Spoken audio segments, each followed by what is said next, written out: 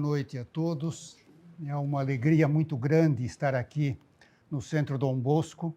É um velho desejo que eu tinha vir ao Rio de Janeiro para conhecer em loco essa obra tão providencial, que dá tantas esperanças para o futuro do Brasil. Me pediram que falasse a respeito deste livro que acabou de sair.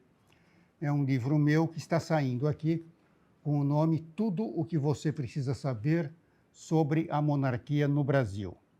Na realidade, esse livro é uma reedição, é a 4ª edição de um livro que foi publicado em 1992 para 93, quando nós estávamos nos aproximando do plebiscito, aquele plebiscito que houve. Eu acho que aqui o senhor é desse tempo. O senhor se lembra do plebiscito? Acho que só. Também lembra. Como? Foi. Como? Chegou a votar? Bom, então, naquele tempo, houve um plebiscito sobre as formas e os sistemas de governo, mas foi um plebiscito todo ele conduzido pelos republicanos com fidelidades muito cheios de casuísmos. Nós que trabalhamos ativamente nisso, na época, eu trabalhava no secretariado do príncipe Dom Luís de Orleans e Bragança, chefe da Casa Imperial do Brasil. Eu trabalhei com a Juventude Monárquica, eu trabalhava com a Comissão de Doutrina do Movimento Monárquico. Nós sabíamos perfeitamente que esse plebiscito eram favas contadas, que não havia nenhuma esperança. Agora, uma coisa precisaria ficar clara. O plebiscito foi aceito e nós tivemos que trabalhar dentro dele, mas não foi querido por nós. Muitas vezes, na Europa, eu encontrava pessoas que diziam: como é que vocês, sendo monarquistas, querem fazer um plebiscito? Não é contraditório? É contraditório, sim, porque a forma de uma aceitação de uma dinastia, ela se dá de outras formas, não é um processo eleitoral, é uma coisa muito mais sutil, muito mais gradual, sedimentada pela história, é muito diferente. Bom, mas esse livro foi lançado, é um livro bastante volumoso, e nesse livro, o que eu procurava mostrar era a monarquia tal como se apresentava naquele contexto, mas sem deixar de considerar a monarquia num sentido histórico, como é que era a monarquia tradicional, que foi legada pela Idade Média, com toda a formação, com toda a influência da Igreja na Idade Média. O Papa Leão XIII dizia que a Idade Média foi a época em que a filosofia do Evangelho governava os estados. Então, foi naquele contexto que se constituiu uma monarquia orgânica de inspiração católica, corrigidos os erros das monarquias dos tempos dos bárbaros e, sobretudo, os erros daquelas monarquias do paganismo clássico. Quer dizer, era uma monarquia toda ela equilibrada, toda ela baseada no direito natural e nos costumes. As franquias, os costumes eram muito respeitados. Enfim, tudo isso eu procurei deixar muito claro neste livro. Agora, todo o livro foi feito dentro de um contexto de plebiscito. Então, a focalização dos assuntos era em ordem ao plebiscito, mas é um livro que ultrapassa muito o próprio plebiscito. Era um livro mais de formação. Quando nós falamos sobre monarquia no Brasil, a primeira pergunta que se faz é: que monarquia? Porque uma é a monarquia a ideia que nós temos é Dom Pedro I, Dom Pedro II, a princesa Isabel, que não chegou a reinar. Agora, o Brasil foi monarquia desde 1500. Quer dizer, é muito anterior. Agora, quando se fala da monarquia de Dom Pedro II, a monarquia do Império, há duas ideias que eu acho que nós devemos evitar, porque elas empobrecem o assunto. Elas são visualizações parciais, são visualizações incompletas que não permitem uma análise objetiva. A primeira visualização errada é querer romantizar a monarquia brasileira. Foi perfeita. Não, o tempo do Dom Pedro II era tudo perfeito. Não foi. Havia muita coisa errada. Havia muita coisa que precisava ser corrigida. A outra é fazer o processo contrário. Não, foi tudo maçônico, foi tudo mal orientado, não presta. Tira fora. Também não é assim. A análise dos procedimentos históricos, dos processos históricos, é muito sutil. Ela exige muita capacidade de análise e de matiz. Não basta, num procedimento histórico, fazer como se faz numa equação de matemática, sinal mais ou sinal menos, está tudo resolvido. Não é assim. Muitas vezes as coisas são delicadas, elas exigem uma análise mais demorada. Eu vou dar um exemplo. O Dom Pedro II, ele viveu no século XIX. Pois bem, eu pergunto, o século XIX, para a igreja, para a civilização cristã, foi um século bom ou foi um século mau? Eu pergunto, põe sinal mais ou menos na frente, me respondam. Não dá para responder. Porque o século XIX, num certo sentido, foi bom. Foi um século em que houve uma reação muito sólida, uma reação muito autêntica contra os erros do século XVIII, que foram quais? O enciclopedismo, a Revolução Francesa, a imoralidade. O século XVIII foi um século pornográfico, enquanto que o século XIX representou um recuo. Até se fala do vitorianismo. Quer dizer, foi um século, de vários pontos de vista, mais conservador. Foi um século em que houve, pelo menos, 2 grandes papas, Gregório XVI e o Beato Pio IX.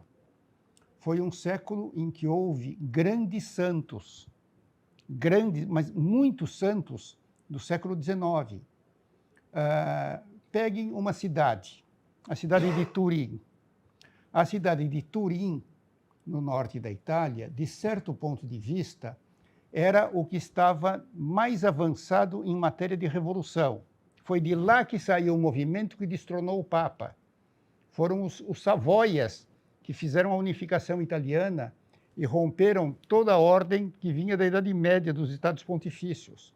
Pois bem, na cidade de Turim, essa cidade que por vários lados representava o que havia de pior na Itália, ao mesmo tempo residiam vários santos. Na cidade de Turim, que é uma cidade que, para os padrões atuais, seria uma cidade entre pequena e média, na cidade de Turim, capital do reino do Piemonte, morava São José Benedito Cotolengo, que fez a obra da Divina Providência, uma obra monumental. Morava na mesma cidade São José Cafasso, grande mestre de teologia moral. E morava um amigo íntimo dos dois, que todos os senhores e as senhoras conhecem perfeitamente, São João Bosco. Quer dizer, nessa cidade, que era o que havia de pior, andavam pelas ruas 3 santos. O padre Cafasso, ele não era rico, mas tinha alguns bens. Ele não era religioso, não tinha voto de pobreza, tinha alguns bens. Quando ele morreu, foram abrir o testamento dele. Sabe o que ele fez com os bens dele?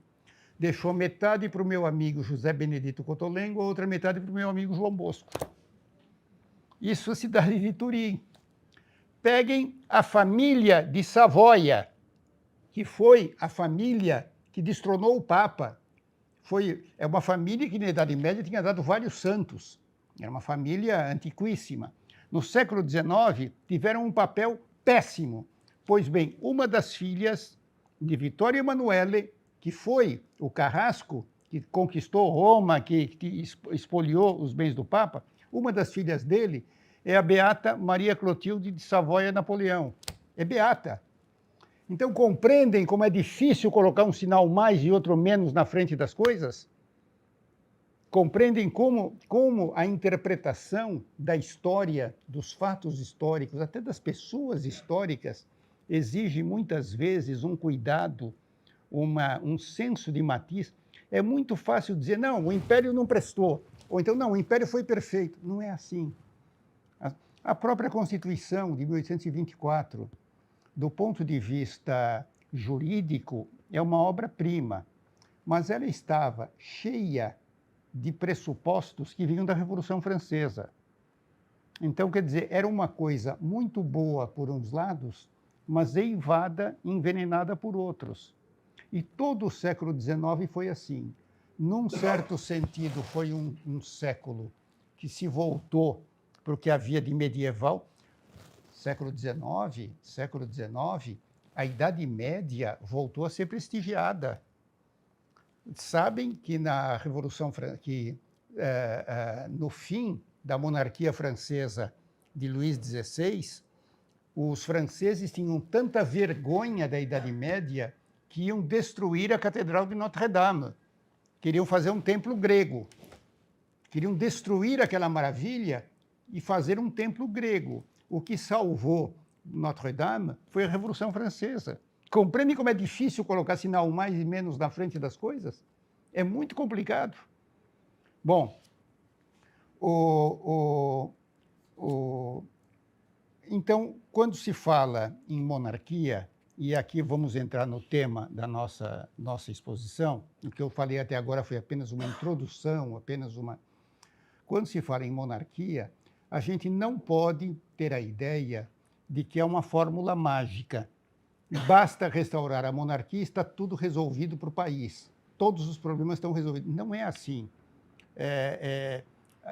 Uma restauração monárquica, ela será eficiente se acompanhada de uma restauração de ordem moral, portanto religiosa. Porque a vida da sociedade vem do fator religioso. Isso nós não podemos esquecer. Bom, vamos então falar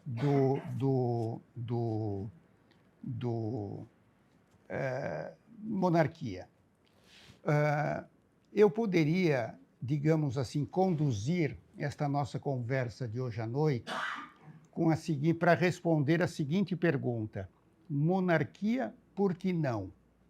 Está claro? Monarquia, por que não? Agora, para responder isso, eu diria o seguinte, que é um tema muito amplo, muito vasto, para ser tratado com profundidade, teria aspectos de ciência política, de filosofia, até de teologia da história, de direito. Não é possível entrar por aí. Eu poderia, por exemplo, fazer todo um desenvolvimento sobre formas de governo, a forma de governo ideal, segundo São Tomás de Aquino. É um tema interessantíssimo, que daria todo um curso, seria muito interessante. Poderíamos entrar pelo padre Taparelli da Zélio, que era, aliás, também de Turim, foi contemporâneo de Dom Bosco, era daquela região, era de uma grande família do reino de Piemonte, padre Luigi Taparelli da Zélio. Ele escreveu um tratado de direito natural que é monumental. Aliás, uma coisa que valeria a pena, esse tratado dele, valeria a pena o Dom Bosco reeditar, viu? É algo que valeria a pena não esquecerem. Ele teve seguidores no mundo todo. Aqui no Brasil, no século XIX, nos cursos de direito do Brasil, havia discípulos do padre Taparelli da Zélio. Por exemplo, em Recife, na Escola de Direito do Recife, a Faculdade de Direito do Recife, havia 3 irmãos, os irmãos Souza. Era o Brás Florentino Rodrigues de Souza, conhece perfeitamente o Dr. Luiz Ramiro. O Brás Florentino, o irmão dele, Joaquim Soriano, o terceiro eu esqueço o nome. Leandro? Não me lembro se era Leandro. Leandro. Bom, eles constituíam a chamada Escola Tradicionalista do Recife. Eram discípulos do Taparelli da Zélio. Em São Paulo, foram discípulos do Taparelli da Zélio o José Maria Corrêa de Sá e Benevides, que foi um grande jurista de São Paulo, professor da Faculdade de Direito, o Rafael Correa da Silva, discípulo dele, João Rubino de Oliveira, o João Mendes Júnior, foi discípulo do Taparelli, para verem, nós poderíamos entrar por aí, mas tomaria muito tempo e desviaria o assunto. Então, vamos pegar alguns focos específicos. Eu digo o seguinte, a monarquia é uma forma ou um sistema de governo, se preferirem, que apresenta inúmeras vantagens. Por que, então, tantas repúblicas foram proclamadas nos últimos 100, 120, 150 anos? Por quê? Por que tanta incompreensão em relação à monarquia? Essa é a pergunta que eu lanço. E eu respondo que, no fundo, as objeções contra a monarquia, elas provêm única e exclusivamente de preconceitos. São preconceitos que impedem a compreensão da monarquia. Que preconceitos são esses? Vamos agora entrar que preconceitos são. Em primeiro lugar, muita gente não compreende a genialidade das instituições monárquicas. A fórmula monárquica para resolver o problema da passagem do poder de uma pessoa para outra pessoa, de uma geração para a geração seguinte, sem conflitos, sem romper aquilo que São Tomás de Aquino, e antes dele Aristóteles dizia que é o bem maior de toda a sociedade, que é a unidade. Sem romper isso, é tão inteligente o sistema que, dizia o espanhol José María Pemán, é uma fórmula inteligente demais para ser entendida por espíritos vulgares. É sutil demais. Precisa ter inteligência para entender. Esse é o primeiro problema. Agora, também há preconceitos por parte de pessoas que acreditam piamente numa série de mitos, numa série de ficções políticas que embasam, teoricamente, as repúblicas modernas.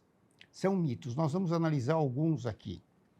Acreditam, por exemplo, que somente numa república pode haver participação efetiva do povo no poder. E que numa monarquia, portanto, república seria sinônimo de democracia e monarquia seria sinônimo de ditadura, de regime autoritário. Acreditam nisso piamente. Agora, isso aí não tem a menor base, nós veremos isto.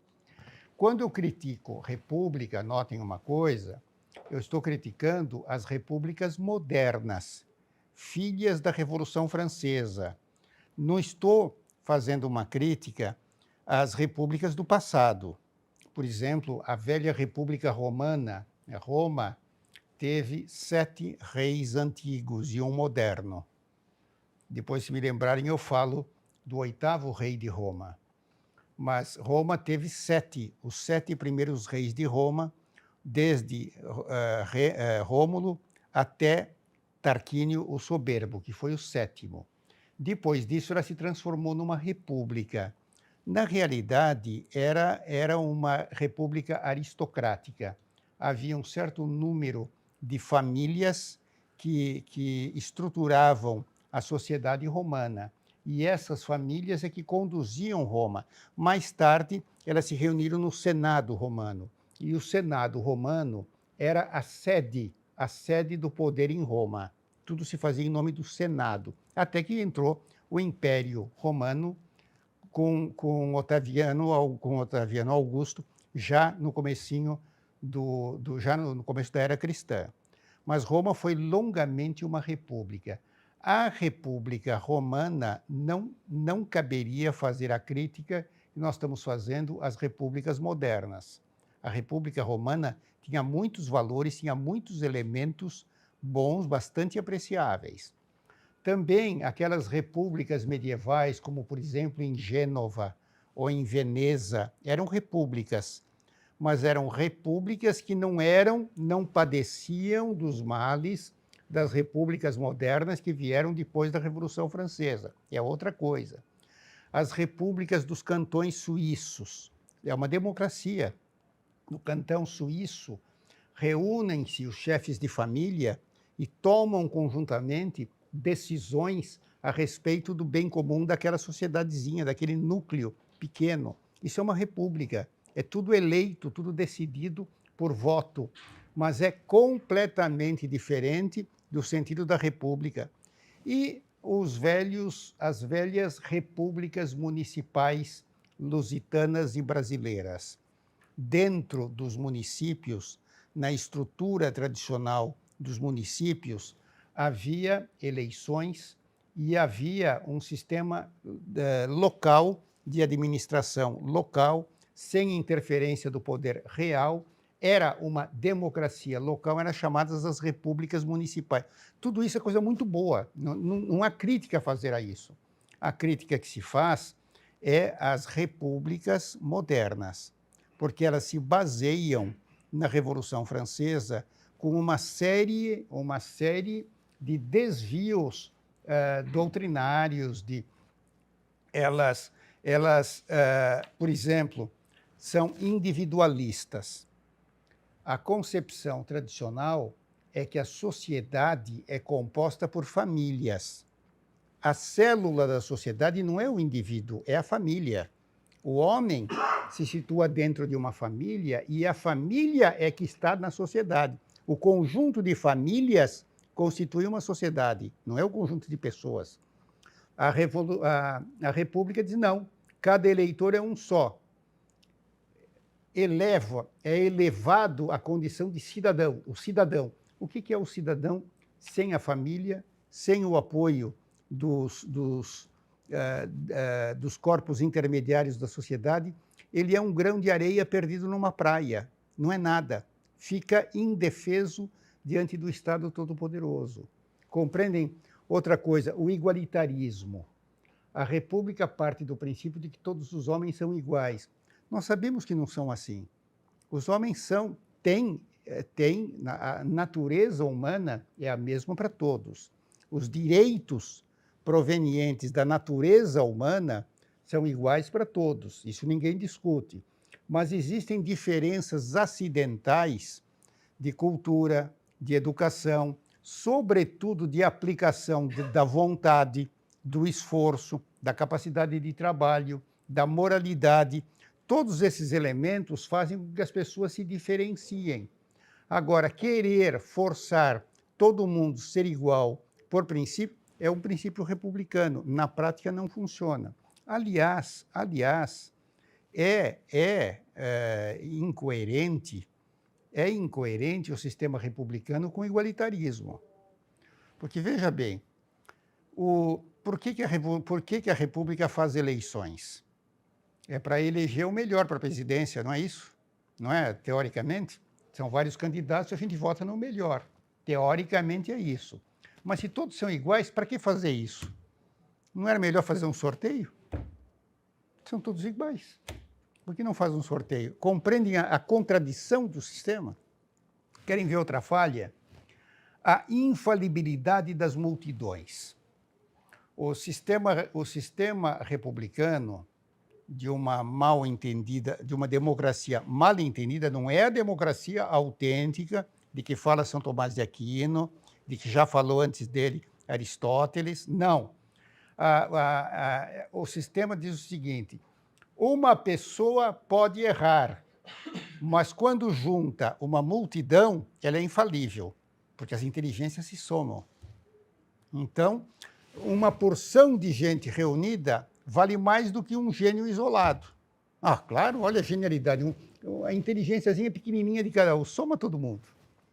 Agora, acontece que, na prática, a experiência mostra que, quando junta uma multidão, não são só as inteligências que se somam, são também as burrices, são também os defeitos, as paixões, as visões distorcidas.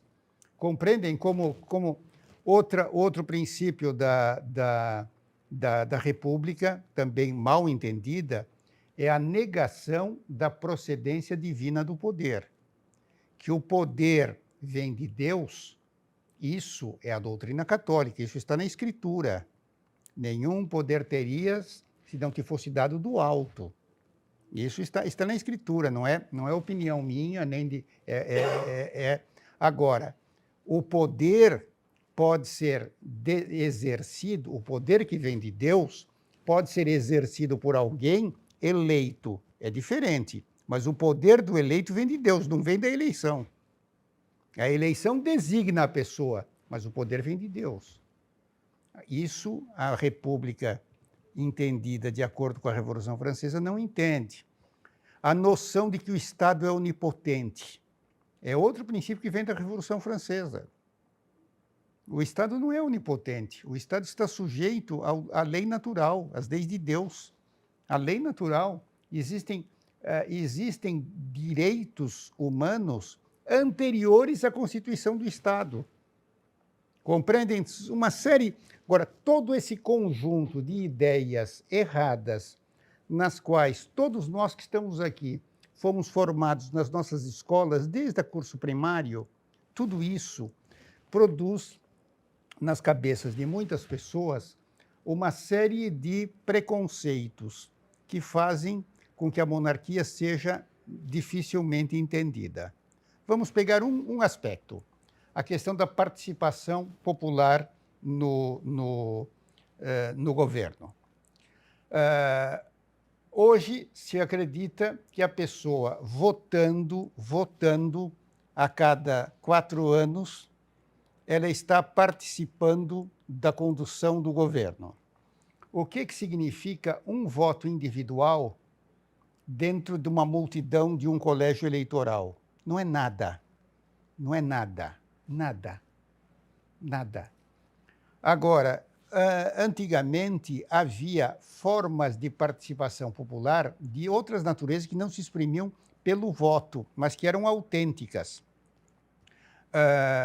Hoje em dia, um presidente da República tem muito mais poder do que tinha um monarca num regime absolutista. Veja, não é o regime constitucional do século XIX, é um regime absolutista. Por quê?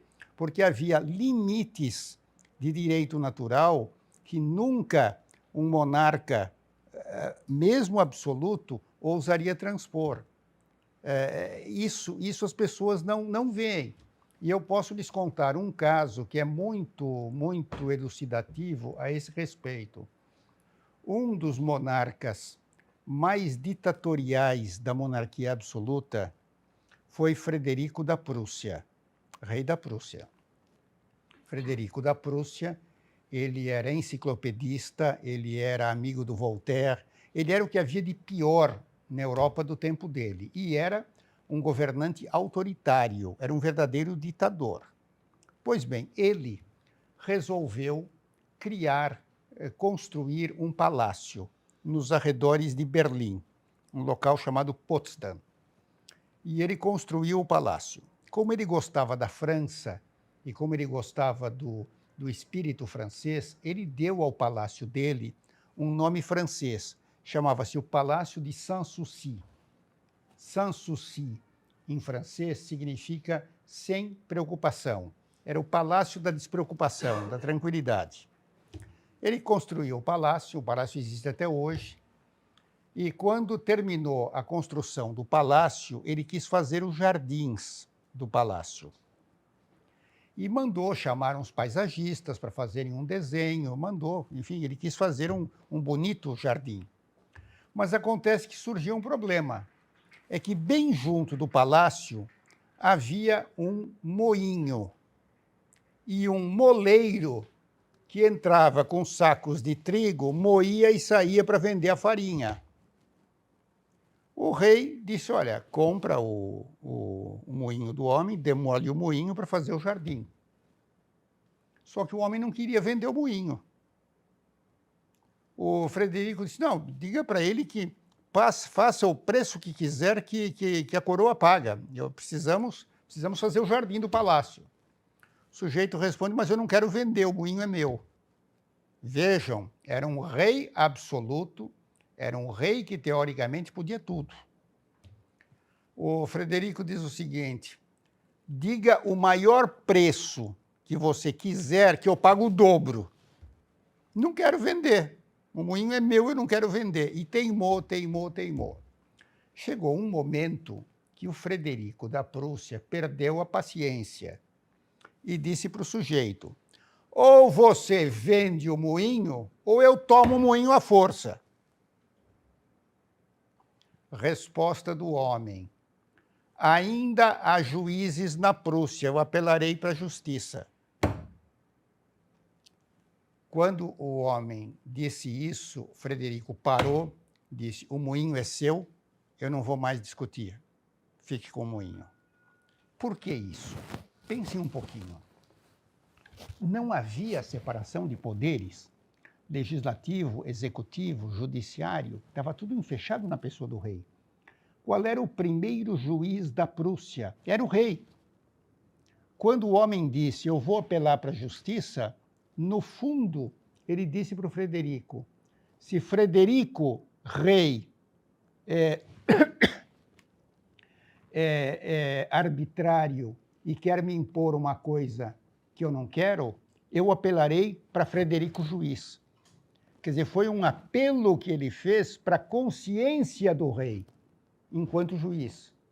E o Frederico cedeu. Disse: não, o moinho é dele, eu não tenho direito de tirar. E não tirou. E o homem continuou com o moinho.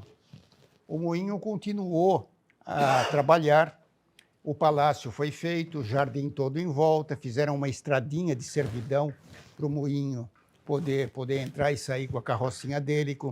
E o moinho acabou se incorporando à paisagem, deu até uma nota de pitoresco ao Palácio do Rei. 100 anos depois, os bisnetos do dono do moinho estavam numa crise financeira e foram procurar o rei da Prússia da época, que era um sobrinho bisneto. O Frederico não teve filhos, mas tinha sobrinhos. Foram procurá-lo e para vender o moinho. Disse: olha, o seu antepassado queria comprar, nosso antepassado não quis vender, agora nós queremos. O rei da Prússia diz assim: quanto é que vocês querem pelo moinho? Ah, majestade, tantos 1000 florins. O rei da Prússia disse: eu vou mandar o tesouro da Prússia lhes entregarem essa quantia, porque nós somos vizinhos há muitas gerações e os vizinhos auxiliam-se uns aos outros nas horas de dificuldade. Eu vou mandar lhes entregar essa quantia, mas com uma condição: o moinho tem que continuar funcionando. Vocês têm que continuar no moinho, eu lhes dou o dinheiro, mas vocês têm que continuar no moinho e o moinho tem que estar funcionando. Porque esse moinho não é propriedade de vocês, nem minha propriedade. Ele se transformou numa propriedade cultural, uma propriedade moral do próprio reino da Prússia. Estão vendo o que eram as coisas? Entendem o que era a monarquia antiga? Agora, o Frederico era protestante, ele era enciclopedista, enquanto pessoa, ele era péssimo, mas ele representava uma tradição de monarcas que vinham da Idade Média. Então, ele teve essa atitude. Não acho impressionante isso? Em Portugal, os reis de Portugal também não havia separação de poderes. O rei de Portugal, por exemplo, Dom Manuel, Dom Sebastião, Dom João III, Dom João IV, eles tinham tudo, enfechavam na sua pessoa todos os poderes do Estado. Porém, um rei não podia criar um imposto sem consultar o povo, sem convocar cortes e consultar. Por quê? Porque quem ia pagar o imposto era o povo. Então, o povo tinha que ser consultado sobre a finalidade, o valor, tinha que opinar. Tinha que... O primeiro rei que decidiu mudar a destinação... Veja, não criou um imposto novo, hein? Ele mudou a destinação de um imposto antigo. Foi Dom José I, no consulado do Marquês de Pombal, que foi um ditador. Pela primeira vez na história de Portugal, se mudou, sem consulta popular, se mudou o destino de um imposto, para verem o que era a monarquia antiga antes da Revolução Francesa, antes do absolutismo, que foi um desvirtuamento do princípio monárquico e preparou a Revolução Francesa. Era assim. Em Portugal, qualquer pessoa tinha o direito de apelar diretamente para o rei. Qualquer pessoa. Havia pessoas que muitas vezes faziam viagens para ir até o lugar em que estava o rei, para chegar perto do rei. Quando chegava perto do rei de Portugal, qualquer pessoa, e gritasse, justiça, senhor, era a fórmula.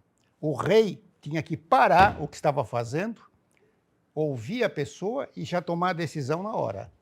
Quer dizer, havia um modo de a pessoa... Só havia uma ocasião em que o rei não fazia isso. Era quando ele estava acompanhando alguma procissão com o Santíssimo Sacramento. Quando o rei estava, por exemplo, em Lisboa e passava aquela procissão que ia levar comunhão para algum enfermo, ia o padre, ia o coroinha com a vela, tocando o sino, o rei muitas vezes descia da carruagem ou do cavalo e acompanhava a procissão até a casa da pessoa. Entrava na casa. Depois que o padre tinha dado a comunhão, o viático, e Nosso Senhor já não estava mais sacramentalmente presente, aí ele voltava a ser rei de Portugal. Enquanto ele estava diante do Santíssimo Sacramento, ele não atendia ninguém, ele era um qualquer. Depois aí as pessoas gritavam, justiça, senhor, aí ele atendia a todos. Esse era o sistema. O rei São Luís, na França, ele se sentava embaixo de um carvalho, e o carvalho de Vincennes é um carvalho muito antigo, muito venerável. Ele se sentava ali embaixo e ministrava justiça para qualquer pessoa que quisesse recorrer a ele. Era assim. Versailles, na França, já era tempos do absolutismo régio. Qualquer pessoa tinha o direito de entrar no Palácio de Versalhes. Qualquer pessoa, qualquer popular podia entrar. E havia uma singularidade. Para entrar no Palácio do Rei, em Versailles, era preciso levar uma espada. Tinha que ser, só não podia entrar desarmado, tinha que entrar armado. Por quê? Por que isso? Tem uma razão. É que o privilégio de portar espada era privilégio da nobreza. Ora, quem entra no palácio do rei, enquanto está no mesmo palácio que o rei, vira nobre. Então, qualquer um que entrasse no palácio tinha que estar com a espada, e não podia entrar sem a espada. Compreende? Havia do lado de fora do Palácio de Versailles, havia barraquinhas que alugavam espadas para os homens que queriam entrar, pagavam uma moeda, punha a espada e entrava. Não podia. Imaginem hoje ter que entrar armado no Palácio do Planalto, qualquer palácio. É impensável. Compreendem como são as coisas? Não, é para rir mesmo. Bom, cortes. As cortes. O que eram as cortes em Portugal? Eram reuniões convocadas pelo rei dos 3 estados da nação, clero, nobreza e povo. Essas cortes, elas aconselhavam o rei e tomavam decisões que o próprio rei devia obedecer. Nos bons tempos da Idade Média, os reis de Portugal convocavam com muita frequência, às vezes, a cada 2, 3 anos, convocavam para saber o que a população queria. Quer dizer, havia uma permeação entre povo e soberano que não se dava pelo meio eleitoral republicano. Mas havia, funcionava, e as coisas eram assim.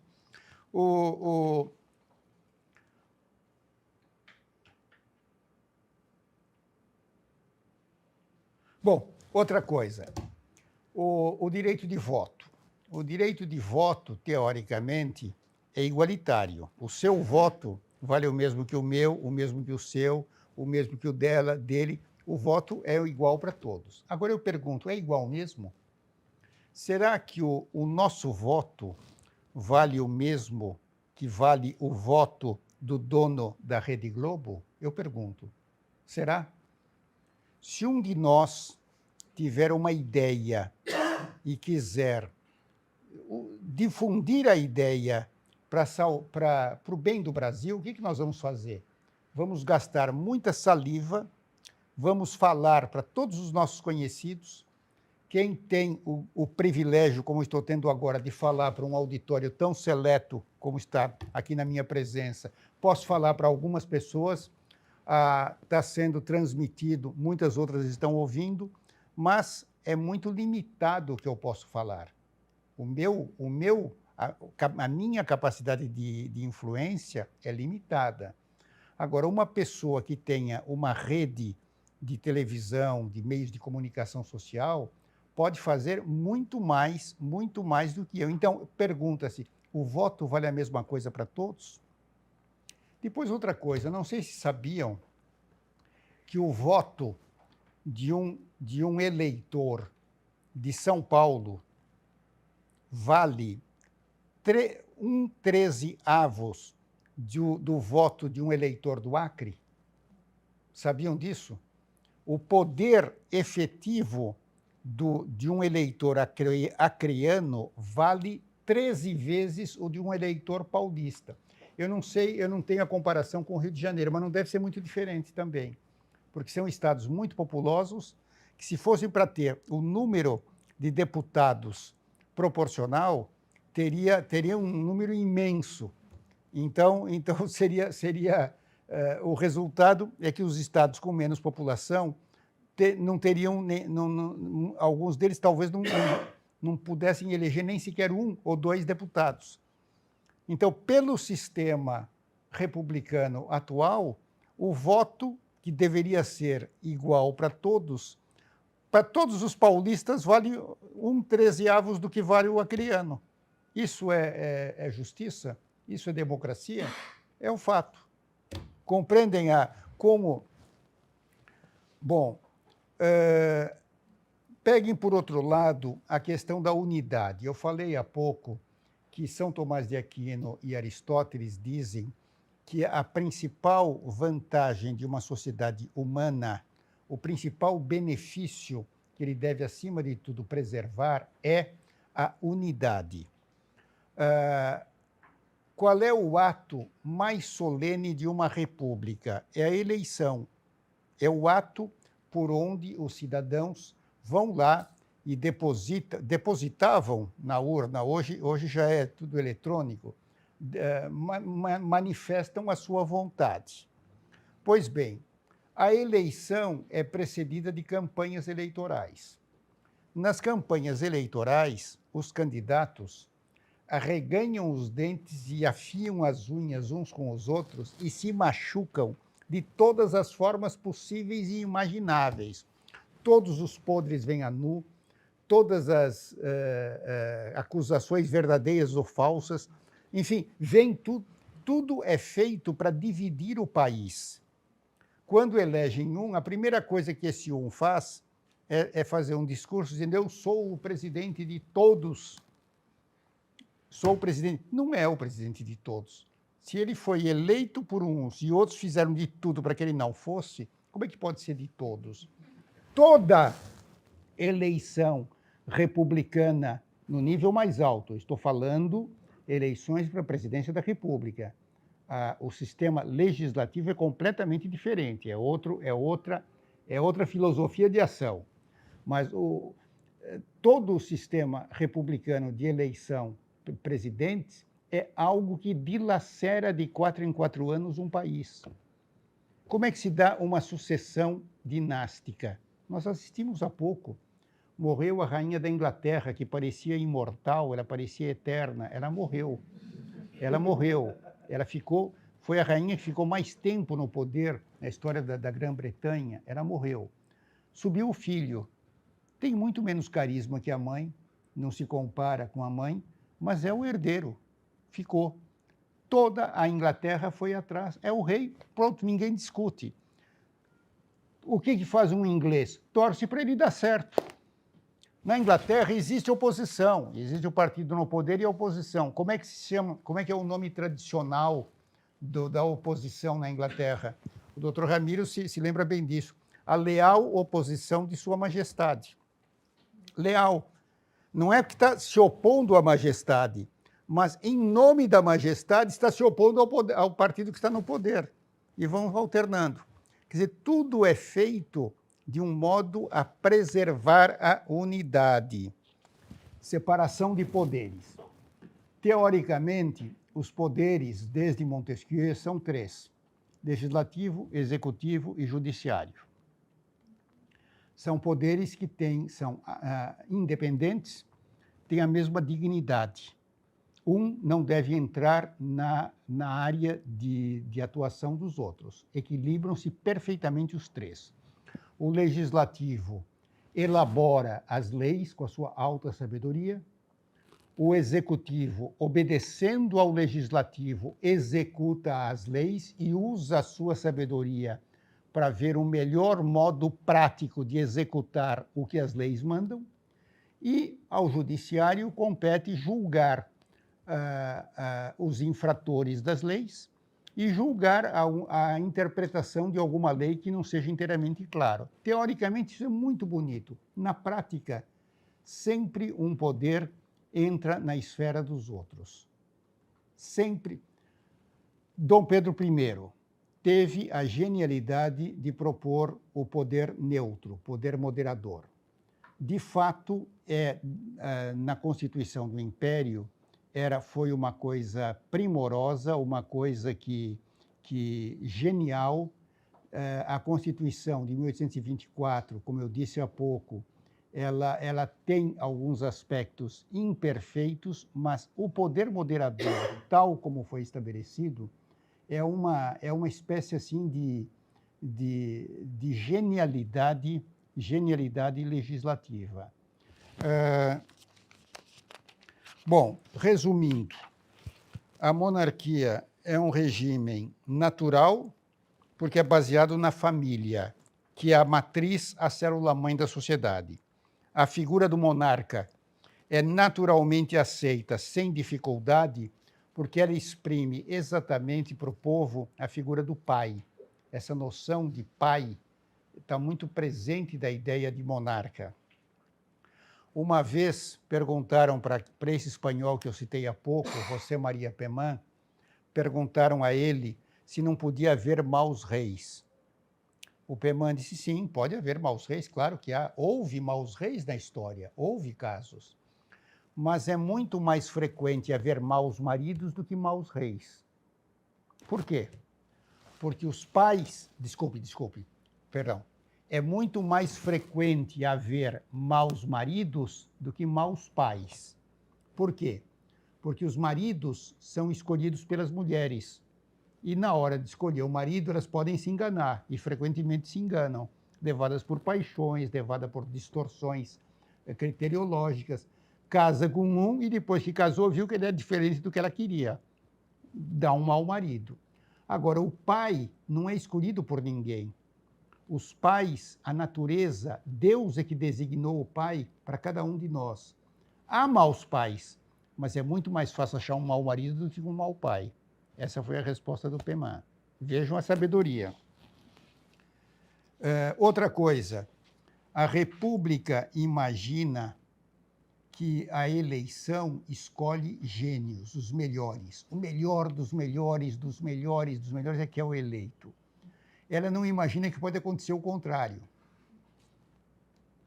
Falava-se muito, não, mas é muito perigoso confiar ao acaso da sucessão dinástica o governo de um país, porque, de repente, um incompetente pode herdar a coroa e um incompetente não pode ser eleito também. Compreendem?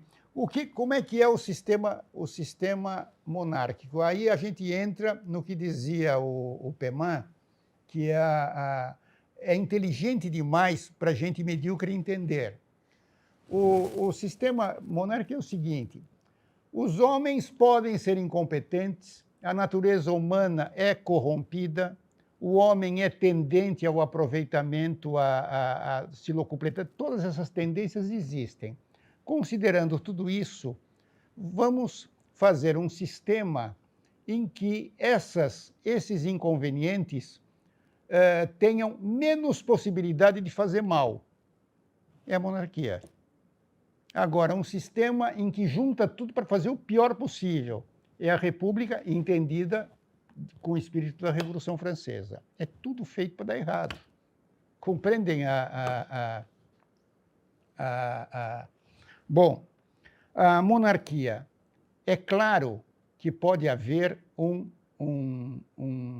herdeiro que não seja genial, que seja medíocre. Procura-se, por meio da educação, a educação dos herdeiros é fundamental. Por meio da educação, se procura diminuir ao máximo esse inconveniente. Esse inconveniente será sempre menor do que fazer uma brigaria no país e rachar uma guerra civil para escolher um. Não escolhe, deixa que a natureza indique. Funciona muito melhor, é o bom senso. Bom, outro, e aqui eu termino, outro preconceito contra a monarquia é achar que ela não serve porque é arcaica. É um regime arcaico que não tem possibilidade de vingar nos tempos atuais.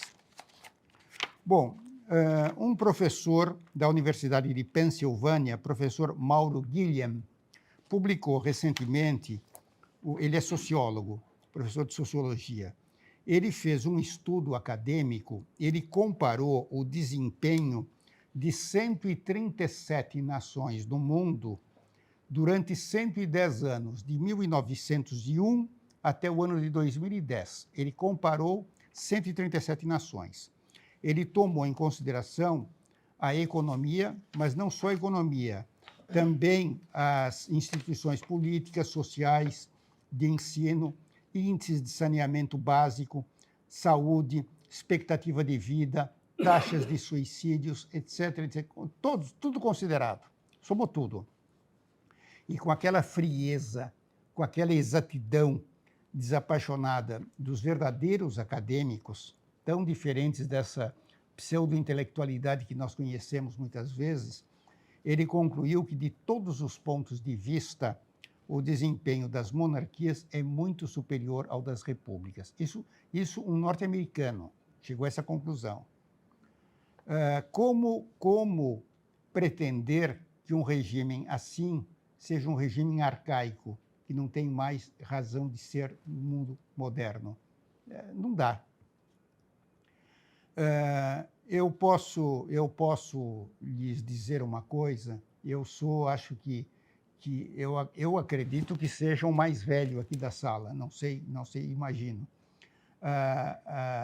Eu tenho, portanto, vivi muito mais do que a quase totalidade dos que estão aqui, tenho uma experiência, como dizem os espanhóis, mais sabe o diabo por ser velho do que por ser diabo. Quer dizer, eu vi muita coisa. Eu posso lhes afirmar que hoje em dia, nós estamos vendo um fator novo que é muito diferente do que havia há 25, 30, 40 anos atrás.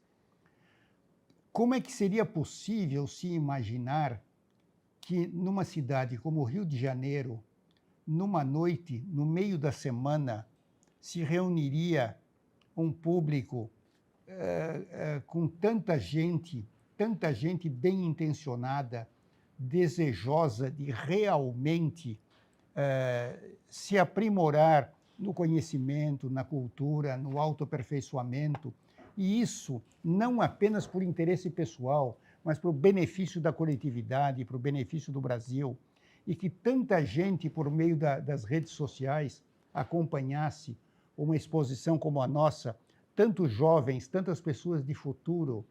Isso, há 20, 25 anos, pareceria impossível. A tal história marxista, Marx dizia, né, que a roda da história não volta para trás. Ela tem um caminho, um curso que não pode ser desviado. Não é verdade. Esses fatores de esperança para o Brasil do futuro, os que estão aqui acompanhando, tendo a paciência de acompanhar esta minha palestra, são uma prova disso, mostram que a roda da história pode sim girar em sentido contrário ao que a Revolução deseja.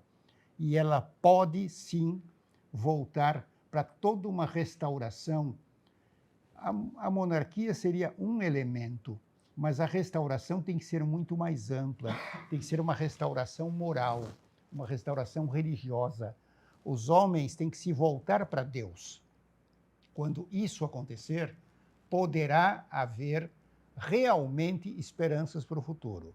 E eu vejo nessa nossa reunião de hoje à noite uma certa razão de confiança de que isto acontecerá.